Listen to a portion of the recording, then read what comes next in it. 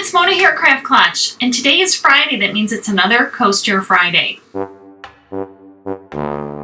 Today we're going to do some beachy tile coasters. Now, just to warn you, my mic went out on this one, so I had to do a voiceover on it. Just so you know, I know some of you don't like the voiceovers, but I had to do it because my mic went out. I also wanted to thank all of you for your well wishes on Spooky. Right now, she's doing pretty well. If you follow me on Facebook, you know that Spooky has not been well. And right now, she's doing okay. And she's a little trooper, very skinny. Right now, knock on wood, she's doing okay, but it's just a matter of time. So I've done a lot of crying, and she's doing good. And as long as she's doing good and feeling good, I'm just going to enjoy every day that I can. So thank you again for all of your love and prayers for my little Spooky girl.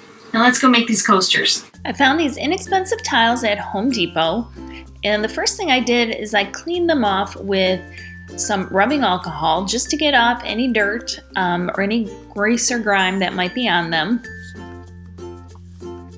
Then I found this beachy scrapbook paper. I know where I want to use these coasters, and these papers and the colors are perfect. Obviously, you can use any scrapbook paper that fits your decor, and there are some really beautiful papers out there. I traced the tiles on the back of the paper,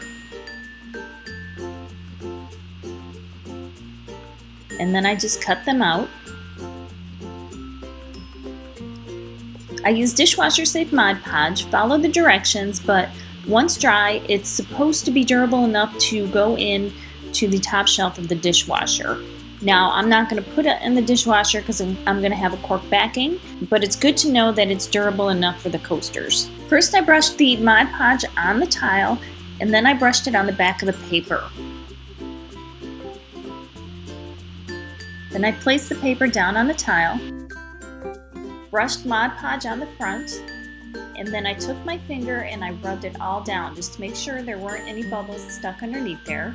And then I just brushed over it all again. If you're getting an uneven surface, add a little bit of water and it'll help you get it nice and smooth.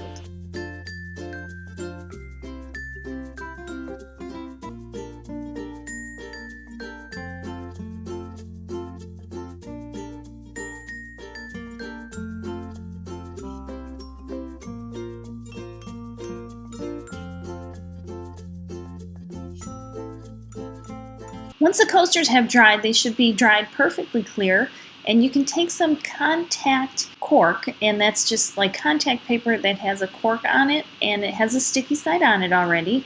Roll it out, trace around the coaster, cut out the cork, and then it has the adhesive on there. Pull off the backing and it'll stick right to your tile, and now your tile will not scratch your furniture.